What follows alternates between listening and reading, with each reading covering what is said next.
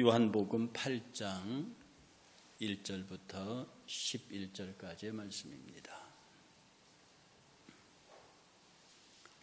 요한복음 8장 1절에서 11절 함께 봉독하겠습니다. 예수는 감람산으로 가시니라. 아침에 다시 성전으로 들어오시니 백성이 다 나온지라. 앉으사 그들을 가르치시더니 서기관들과 바리새인들이 음행 중에 잡힌 여자를 끌고 와서 가운데 세우고 예수께 말하되 선생이여, 이 여자가 가늠하다가 현장에서 잡혔나이다. 모세는 율법에 이러한 여자를 돌로 치라 명하였거니와 선생은 어떻게 말하겠나이까? 그들이 이렇게 말하면 고발할 조건을 얻고자 하여 예수를 시험함이러라. 예수께서 몸을 굽히사 손가락으로 땅에 쓰시니 그들이 묻기를 마지 아니하는지라. 이에 일어나 이르시되 너희 중에 죄 없는 자가 먼저 돌로 치라 하시고 다시 몸을 굽혀 손가락으로 땅에 쓰시니 그들이 이 말씀을 듣고 양심의 가책을 질겨 어른으로 시작하여 젊은이까지 하나씩 나가고 오직 예수와 그 가운데 섰는 여자만 남았더라. 예수께서 일어나사 여자 외에 아무도 없는 것을 보시고 이르시되 여자여, 너를 고발하던 그들이 어디 있느냐? 너를 정죄한 자가 없느냐? 대답하되 주여 없나이다. 예수께서 이르시되 나도 너를 정죄하지 아니하노니 가서 다시는 죄를 범하지 말라 하시니라. 아멘. 탈무드에 보면 이런 얘기가 있습니다. 탈무드에 보면 한 수도사가, 상당히 평판이 괜찮은 수도사가 갑자기 어느 날 젊은 과수떼, 과부의 집을 자꾸 드나듭니다. 그러니까 동네에서 그게 당연히 소문이 나죠.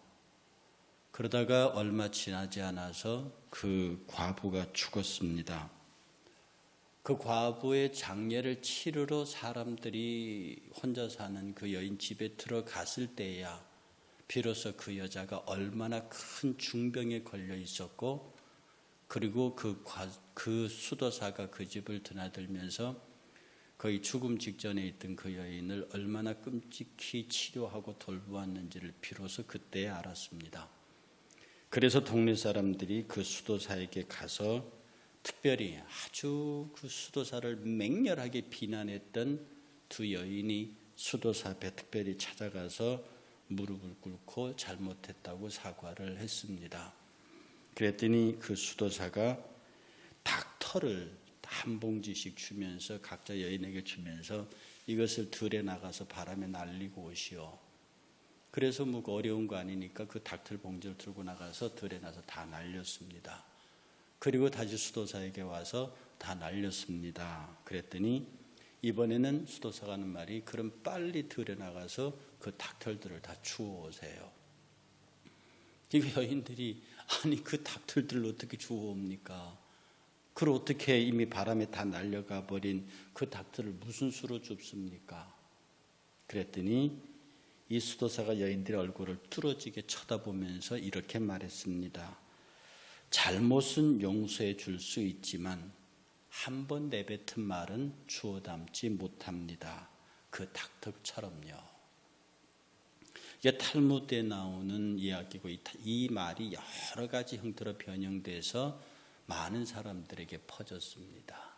어떤 탈무드에 보면 큰 돌 주워라, 작은 돌 주워라. 그러니까 큰 돌 주워온 사람은 다시 갖다 놓으려니까 금방 갖다 놓지만 잔돌 주워온 사람은 갖다 놓을 자리를 못 찾는다. 그렇게 변형된 탈무드도 있고요. 오늘 이 수도사의 이야기는 뭐냐 하면, 수도사의 이야기는요, 사람이 어떤 우리가 이해할 수 없는 행동을 하잖아요. 그러면 그 이해할 수 없는 모든 행동의 판단의 기준을 나에게 옮겨온다는 겁니다. 그리고 일반적인 상식으로 옮겨온다는 거예요. 그리고 일반적인 상식, 그런 것을 근거로 삼아서 내가 그 상식의 잣대를 사용해서 상대를 친다는 거죠. 그러니 구구절절 옳은 말씀만 하죠. 그 말은 하나도 틀린 게 없습니다. 그런데 그 말은 수도사에게 얼마나 치명적이고 아픈 말입니까? 예수님 앞에 가늠하다 현장에서 붙잡힌 여인이 왔어요. 그들을 고발하는 서기관과 바리새인들의 말은 뭐를 들고 있습니까? 모세의 율법을 들고 있습니다. 모세의 율법에는 돌로 치라 했습니다. 선생은 뭐라고 하시겠습니까? 이건요, 예수께서 평소에 사랑하라고 가르치셨거든요.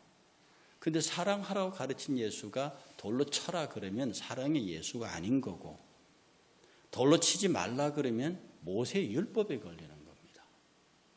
그러니까 너 모세의 율법을 어길래, 네가 가르친 사랑의 법을 어길래 피할 길이 없는 거죠. 그때 예수께서 하신 말씀이 너희 가운데 죄 없는 자가 먼저 돌로 쳐라. 다시 말해 너희 중에 율법의 모세의 율법에 돌로 얻어맞지 않을 자가 있거든 한번 나와봐라 라고 해서 땅에다 뭘 쓰셨대요. 미루어 짐작컨대 하나님이 땅에다가 쓰신 것 같습니다. 임성택이 돌에 맞아 무슨 죄, 정진국이 돌에 맞아 무슨 죄 계속 쓰신 것 같아요. 그러니까 자기 이름이 나오니까 돌 들고 있다가 그냥 하나씩 놓고 간 거예요. 젊은이들과 돌이 나니까 다 돌 놓고 간 거예요. 근데 예수님 이렇게 말합니다. 너를 정죄하던 자들이 어디 갔느냐? 예, 다 갔습니다. 나도 너를 정죄하지 아니하노니 가서 다시는 죄범하지 말라. 예수님은요, 모든 죄와 모든 허물에 대하여 완벽하신 분입니다. 그리고 자기 자신에 대해서 자기 자신의 성결과 자기 자신의 우리가 말하는 은혜에 충만한 모습이 그에게 있기 때문에 그에게는 교만함이 없으십니다. 누구보다도 성결한 분이지만 그에게는 교만함이 없습니다. 누구보다도 깨끗한 분이지만 그에게는 남에 대한 미움이 없습니다. 그러니 당연히 그 앞에 죄는 용납하지 않으시지만 그 죄인을 용서하는 마음이 나가죠. 그런데 이들을 찾아왔던 바리새인들과 이 율법사들은요, 자기 스스로 굉장히 의롭다고 느낍니다. 자기는 틀린 게 없어요. 모세 율법에. 그러니까 자기 스스로 굉장한 의인의식을 갖고 있었기 때문에 나는 당연히 이 여인을 돌로 칠 수 있다라고 생각하는 거예요. 그리고 그것을 자기의 의를 가지고 지금 예수를 시험하고 있는 거거든요. 그런데 이런 사람들의 특징이 뭔 줄 압니까? 자기들이 공격받으면 용서하지 않습니다.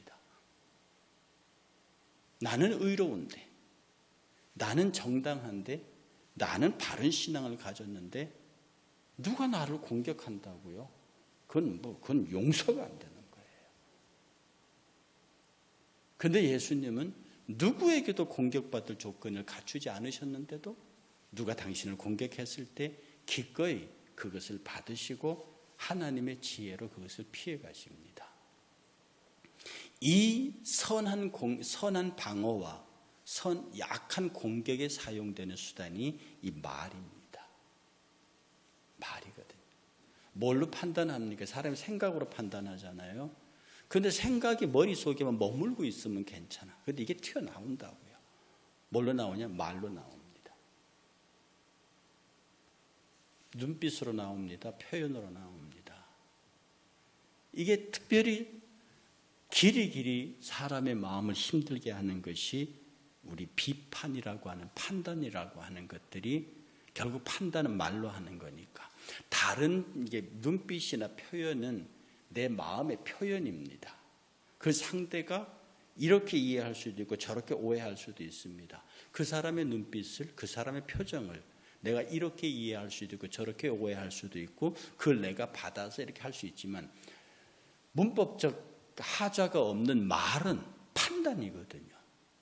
그건 달리 해석할 수 있는 길이 없는 겁니다. 아주 묘하게 말을 꼬기 전에는. 그래서 성경은 말하기를 비판을 받지 아니하려거든 비판하지 말라. 너희가 비판하는 그 비판으로 너희가 비판을 받을 것이요 너희가 헤아리는 그 헤아림으로 너희가 헤아림을 받을 것임이니라. 그래서 우리 머릿속에서 판단이 일어납니다. 그리고 이것을 말로 드러낸다고요. 그 말이, 내 혀로 하는 그 말이 정말로 무서운 비판이 되었을 때 이 비판은 살인보다 위험합니다. 살인은 한 사람을 죽이지만 이 비판, 비난은 세 사람을 죽입니다. 말하는, 비난하는 나와 그 비난을 듣는 사람들과 그리고 그 비난의 대상 당사자입니다. 특히 악한 말로 사람을 비판, 비난, 비방했을 때는, 비난하거나 비방했을 때는 세 사람이 공히 그 혀의 칼날로 인해서 배임을 당하고 죽게 되는 겁니다. 그렇기 때문에 우리는 언제든지 자기 자신을 돌아보는 삶을 살아야 합니다. 스스로 살피고 스스로를 돌아볼 때마다 다른 사람을 비판하지 않습니다. 여러분, 남을 많이 비판하는 사람, 남에게서 많이 허물을 찾는 사람 있잖아요. 그런데 그 사람의 허물을 한마디만 해보십시오. 그 본 사람 앞에서. 남을 많이 비판하고 남을 많이 책망하고 남의 허물을 많이 찾아내서 이렇게 하는 사람에게 시험 삼아서 딱 한마디만, 당신 그러지 마라고 한마디만 해보세요. 아마 평생 원수 돼버립니다. 다시는 안 볼. 왜? 자기의 자존심을 건드렸고 자기 자아의 자긍심, 나는 괜찮은 사람인데 라고 하는 그것을 건드렸기 때문에 그는 절대로 그를 용서하지 않습니다. 마음에 딱 꼽을쳐 놓고 있다고요. 정말로 이 사탄이 우리에게 주는 이 판단의 가시가 얼마나 무서운지, 얼마나 두려운지. 그래서 마태복음 7장 5절은요, 외식하는 자여 먼저 내 눈 속에서 들보를 빼어라. 그 후에야 밝히 보고 내 형제의 눈 속에 있는 티를 빼겠다라고 말하는 겁니다. 다른 사람보다 내 결점과 허물이 많다고 느끼는 그런 사람만이 자신이 얼마나 많은 사랑의 빚을 지고 있다는 것을 아는 사람입니다. 나는 괜찮은 사람이야. 나만큼만 되라고 그래. 라고 이렇게 자기의 결점보다는 자기의 장점이 더 많다고 생각하는 사람일수록 판단의 영이 악하게 작용합니다. 그러나 늘 스스로서 아니야, 나보다 저 사람이 더 낫고 내가 안다고 하나 내가 남을 판단할 수준에 이르지는 못한다. 그렇게 해서 끝없이 자기를 낮추는 사람, 즉 자기의 장점보다 결점이 많고 나는 꾸준히 결점을 보완해 가야 한다고 생각하는 사람은 절대로 남을 정죄하는 판단을 못합니다. 여러분 주변에 가만히 보십시오. 누가 누구를 판단하는가? 여러분 생각에 막 판단하는 사람 가만히 보면요, 자기는 판단받을 일이 엄청나게 많은데 그걸 건드리면 용서하지 않으면서 막 남을 판단합니다. 그래서요, 성경에 보면 야고보서 3장 8절 같은 경우 혀는 능히 길들일 사람이 없나니 쉬지 아니하는 악이요 죽이는 독이 가득한 것이니라. 잠언서는요, 북풍이 비를 일으킴같이 참소하는 혀는 사람의 얼굴에 분을 일으키느니라. 또 잠언서 12장은요, 칼로 찌름같이 함부로 말하는 자가 있거니와 지혜로운 자의 혀는 양약과 같으니라. 시편 37편 30절에요, 의인의 입은 지혜로우며 그의 혀는 정의를 말하느니라. 잠언서 15장 2절에요, 지혜 있는 자의 혀는 지식을 선히 베풀고 미련한 자의 입은 미련한 것을 쏟아내느니라.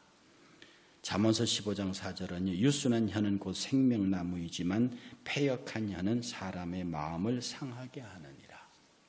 네, 그래서 지금 저와 여러분들이 공통적으로 갖고 있는 것이 이 혀입니다. 다 갖고 있죠.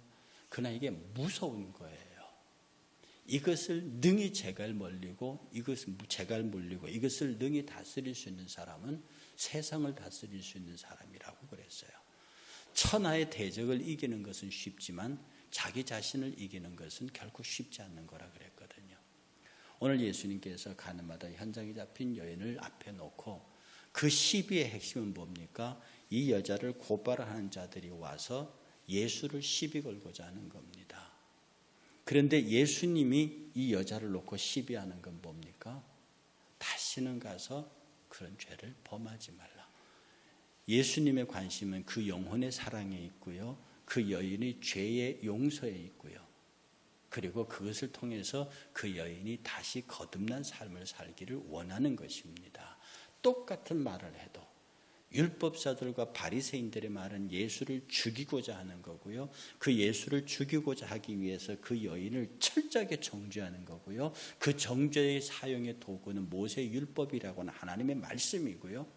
그것을 동원해서 하나님의 말씀이 육신에 오신 예수를 죽이려고 합니다. 올무를 만들려고 해요. 악한 말은 반드시 올무를 만들려고 합니다. 여러분이 악한 말을 하잖아요. 그건 반드시 올무가 있는 겁니다. 무슨 올무? 결국 그 올무는 그를 죽이는 데 있습니다. 결국 그를 죽이는 데 있다고요. 그러면 그 올무에 걸린 사람만 죽냐? 탈무드의 지혜자는 말하기를 올무를 건 사람과 그 올무를 거는 것을 보는 사람과 올무에 걸린 사람이 다 죽는다는 거예요. 혀의 악한 위력은 그렇습니다. 그러나 반대로 예수 그리스도의 혀, 예수 그리스도의 말씀은 죄는 분명히 정죄하고 죄의 죄됨은 분명히 드러내고 그 죄를 범한 여인을 용서하시고 묻습니다. 너를 정죄하던 자들이 어디 갔느냐? 아무도 없습니다. 아마 이 말 뒤에는 여인이 한 말이 이 관로 밖으로 다 기록되지 이 대화가 여기만 있었겠습니까? 예수 앞에 엎드린 여인이 내가 정말 잘못했으니 다시는 그러지 않을 테니 주님 용서해 주십시오라고 하는 말을 충분히 했을 겁니다. 왜? 전부 다 돌로 때려 죽이려고 서 있던 현장인데요. 그 자기 적나라한 드러난 자기 죄 앞에 예수 앞에 엎드려 용서해 달라고 그랬을 겁니다. 예수께서 가서 다시 나도 너를 정죄하지 않는다. 너를 정죄했던 주변의 사람들은 자기의 죄가 무서워서 자기도 돌에 맞을 죄가 있어서 무서워서 너를 정죄하지 않고 갔지만 나는 내가 너를 정죄하지 않는다. 내게는 죄가 하나도 없다. 오히려 죄를 심판하고 죄의 끝장을 볼 내가 너를 정죄하지 않는다. 진정한 용서지요. 저 사람은 자기 때문에 이 여인을 용서했지만 예수님은 그 죄의 근원을 해결하심으로 그를 용서하는 겁니다. 여러분, 이것이 예수의 마음입니다. 이것이 예수의 용서의 마음이고 이게 예수의 혀의 말입니다. 우리가 예수를 닮아야 하잖아요. 우리 주변에 나와 만나는 모든 사람들에게 예수께서 죄를 용서하셨어요. 나의 죄를 용서하셨어요. 예수께서 그 죄를 용서하시기 위해서 십자가상에 죽으셔서 주를 사랑하는 모든 자들의 죄를 다 용서하셨어요. 그러면 여러분이 용서하지 못할 죄가 어디 있습니까? 용서하지 못할 사람이 어디 있습니까? 도대체 여러분이 얼마나 의롭기에 예수의 말씀과 성경을 빙자해서 형제를 정죄할 수 있고 자매를 정죄할 수 있습니까? 판단할 수 있습니까? 만약에 그럴 수 있다고 하면 모세의 율법을 들어서 죄범한 여인을 정죄했던 바리새인들과 같은 사람입니다. 그들을 향해서 예수께서 하실 수 있는 유일한 말씀은 너희 중에 누구든지 돌에 안 맞을 놈 나와봐라. 똑같은 메시지가 나와 여러분에게 던져질 수 있는 겁니다. 여러분의 혀가 선한 열매를 많이 맺기를 바랍니다. 여러분의 말을 듣는 사람이 힘을 얻고 여러분의 말을 듣는 사람이 회복되고 여러분의 말을 듣는 사람이 기쁨이 차고 여러분의 말을 듣는 사람이 용기 백배해서 여러분의 말을 듣는 사람이 행복해지고 여러분의 말을 듣고 싶어하고 여러분의 말에 귀를 기울이게 만드는 이런 삶, 이걸 우리는 성결의 삶이라고 부릅니다. 성결은 뭘로 표현되어집니까? 결국은 말로 표현되어집니다. 우리의 행동, 우리의 이런 어떤 말이 없는 행동도 있겠지만 결국 우리의 성결은 말로 표현되어집니다. 이 성결을 가장하는 것이 외식입니다. 이 성결을 가장하는 것이 위선이에요. 그러나 이 성결을 예수를 따라서 있는 그대로 드러내는 것, 이게 성결입니다.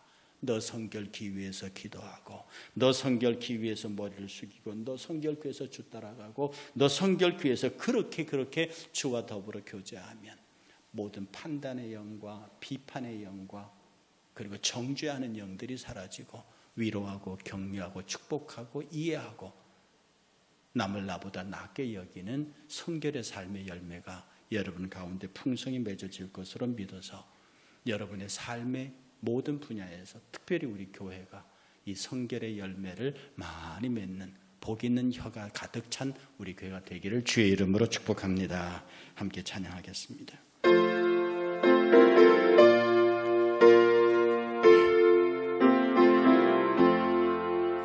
너 성결케 위해 늘 기도하며 너 주 안에 있어 늘 성경 보고 온 형제들 함께 늘 사귀면서 일하기 전마다 너 기도하라. 너 성결케 위해 내 머리 숙여 정밀히 계신 내 주께 빌라. 저 사귀어 살면 저 닮으리니 널 보는 이마다 저 생각하리. 너 성결케 위해 저 따라가고 일 다급하여도 당황치 말고 참 즐거울 때나 또 슬플 때나 너 주님만 믿고 늘 따라가라.